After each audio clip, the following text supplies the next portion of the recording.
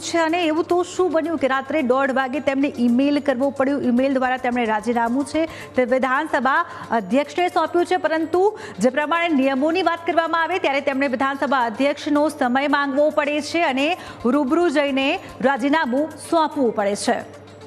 તો મહત્વના સમાચાર, રાજીનામાને લઈને કેતન ઇનામદારનું નિવેદન પણ સામે આવ્યું છે કે કયા કારણો છે જેને લઈને તેમણે રાજીનામું આપ્યું છે। આયાતી લોકોના કારણે અદના કાર્યકરનું જળવાતું નથી સન્માન, તેવું તેમણે ચોખ્ખું કહ્યું। તેમણે એમ પણ કહ્યું કે પરિવાર મોટો કરવો જોઈએ, પણ જે કાર્યકર્તાઓ છે, જૂના કાર્યકર્તાઓ છે, તેમની અવગણના ન થવી જોઈએ। ભલે તમે નવા લોકોને પાર્ટીમાં સામેલ કરો, ભલે તમે તમારો પરિવાર મોટો કરો, પરિવાર બહોળો કરો, પરંતુ નવા કાર્યકર્તાઓના કારણે જે જૂના વર્ષોથી જોડાયેલા છે, જે કાર્યકર્તાઓ, જે નેતાઓ પાર્ટી સાથે, તેમની અવગણના ન થવી જોઈએ।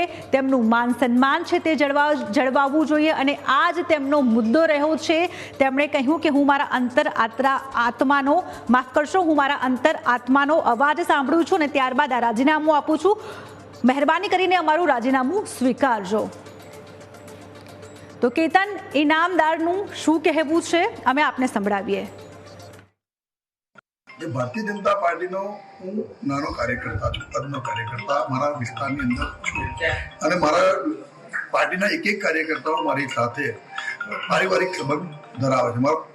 મારા વિસ્તારના મતદારો મારી પારિવારિક સંબંધ ધરાવે, પણ એક વસ્તુ એવી છે કે જ્યારે આજે વિશ્વની આટલી મોટી પાર્ટી ભારતીય જનતા પાર્ટી, એનો કાર્યકર્તા હોવાનો પણ એક ગર્વ છે, પણ સાથે સાથે આ પાર્ટીના વર્ષો જૂના પાર્ટી સાથે રહીને કામ કરવાનું હોય ત્યારે હવે આ પરિવારને મોટો બનાવવા માટેની વાત છે ત્યારે હું એને આવકારું છું, પણ પરિવારના જે જૂના કાર્યકર્તાઓ અને અદના કાર્યકર્તાઓનું માન સન્માન જળવાય અને એમને પોતે આ પાર્ટીને ઊભી કરી છે, પાર્ટીને મોટી કરી છે, એવો એને પોતે ફીલ થાય, એવો તમામનો વ્યવહાર હોવો જોઈએ।